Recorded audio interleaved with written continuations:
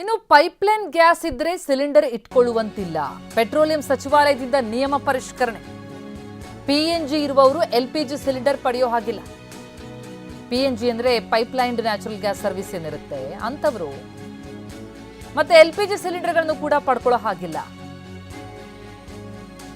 ಹಾಗೇನಾದ್ರೂ PNG ಇರೋರು gas cylinder ಪಡ್ಕೊಂಡಿದ್ರೆ ವಾಪಸ್ ಕೊಡಿ, ಸಿಲಿಂಡರ್ ಬುಕ್ಕಿಂಗ್ ಮಾಡುವಂತಿಲ್ಲ ಅಂತ ನಿಯಮ. ಅಗತ್ಯ ವಸ್ತುಗಳ ಕಾಯ್ದೆಯಡಿ ನಿಯಮವನ್ನು ಬದಲಾವಣೆ ಮಾಡಲಾಗಿದೆ. ಈಗಾಗಲೇ ಅಗತ್ಯ ವಸ್ತುಗಳ ಕಾಯ್ದೆಯಡಿ ಹಲವು ನಿಯಮಗಳ ಬದಲಾವಣೆಯಾಗಿರುವಂಥದ್ದು.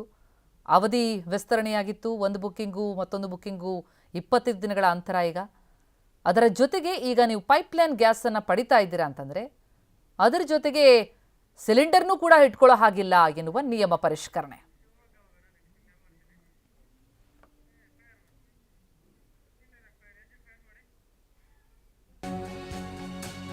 ಈ ಮಧ್ಯೆ ಬೆಂಗಳೂರಿನಲ್ಲಿ ಸಿಲಿಂಡರ್ಗಳ ಅಕ್ರಮ ಮಾರಾಟ ಆಗ್ತಾ ಇದೆ.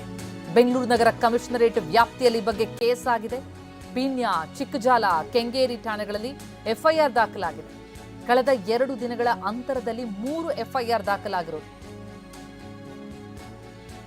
ಅಕ್ರಮವಾಗಿ ಮಾರಾಟ ಮಾಡ್ತಾ ಇದ್ದಾರೆ. ಕಾಳಸಂತೆಯಲ್ಲಿ ಸಿಲಿಂಡರ್ಗಳ ಮಾರಾಟ ಆಗಬಾರ್ದು ಅಂತಲೇ ಹಲವು ಮುನ್ನೆಚ್ಚರಿಕೆಯನ್ನು ತೆಗೆದುಕೊಳ್ಳಲಾಗ್ತಾ ಇದ್ರೂ ಕೂಡ ಅಕ್ರಮ ಮಾರಾಟ ಮುಂದುವರೆದಿದೆ ಅನ್ನೋದಕ್ಕೆ ಸಾಕ್ಷಿ ಈ ಕೇಸ್.